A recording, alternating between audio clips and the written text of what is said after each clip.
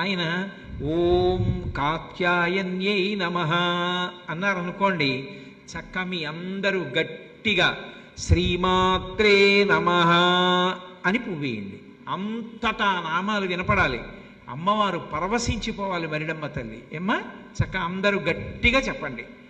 ఓం శ్రీ గౌర్యై నమః, శ్రీమాత్రే నమః, ఓం గణేశ జనన్యై నమః, శ్రీమాత్రే నమః, ఓం గిరిజాతనూభవాయై నమః, శ్రీమాత్రే నమః, ఓం గుహాంబికాయై నమః,